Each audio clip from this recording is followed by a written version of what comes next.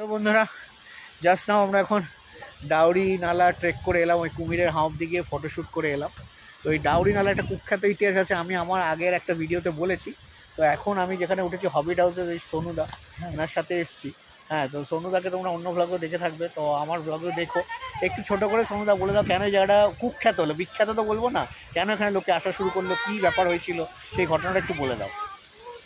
দেখুন দাদা, এখানে আমরা কিন্তু জানতাম না, হ্যাঁ, এই জায়গাটা আমরা জানতাম না। যখন যাদবপুরে ছাত্রছাত্রী এসে দুর্ঘটনাটা হয়ে গেছে, হ্যাঁ, সেই পর থেকে আমরা এইখানটা জানলাম। হ্যাঁ, তার আগে কিন্তু আমরা জানতাম না।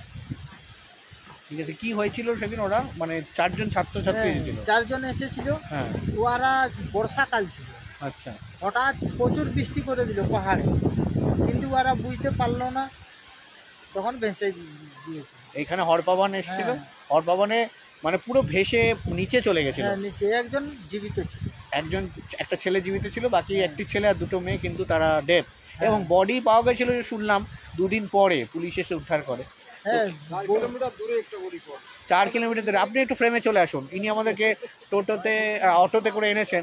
আপনার নামটা একটু বলে দিন দাদা। আমার নাম জয়রাম মাঝি। আচ্ছা, তো এনার আমরা অটোতে এসেছি। আর সোনুদা তো হবিট হাউস তোমরা দেখেছো।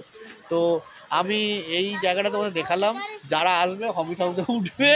আর এই জায়গাটাতে কিন্তু পারলে এসো, আসারটা কিন্তু টাফ। তো যারা রড দুটো পর, একটা জঙ্গল থেকে হেঁটে আসার, আর একটা যদি গাড়ি নিয়ে আসা হয় 4 চাকা বা বাইক, হ্যাঁ। দুধনা থেকে হেঁটে 2 কিলোমিটার। হ্যাঁ, কিন্তু এখানে আসতে গেলে প্রচুর টাপ আছে। প্রচুর টাফ আছে শুনে নিলে। টাপ মানে ঝুড়ু ঝাঁপ, রাস্তার কোনো ঠিক ঠিকানা নেই। হ্যাঁ, একটা জায়গাতে আমাদের রডের ওপর দিয়ে পেরোতে হলো, হ্যাঁ। এরকম ব্যাপার আছে। তো এটা বুঝে এসো। আর তারপর যদি মনে করে আসবে, তাহলে এনারা সমস্ত সাপোর্ট দেবে। দারুণ জায়গাটা, দারুণ। হ্যাঁ, একদম একদম একদম। আমার তো মানে পুরো দারুণ লেগেছে। এখানে যেভাবে আসা, কষ্ট করে আসা, আসার বাদে একটা ভিন্ন রকম লাগে। ভিন্ন রকম লাগে, একদম সত্যি কথা। আর তারপরে তো আমাদের সাথে তোমার কথা হয়েছে, তো ফলো করো, পরে আবার কথা হবে। চলো, টাটা।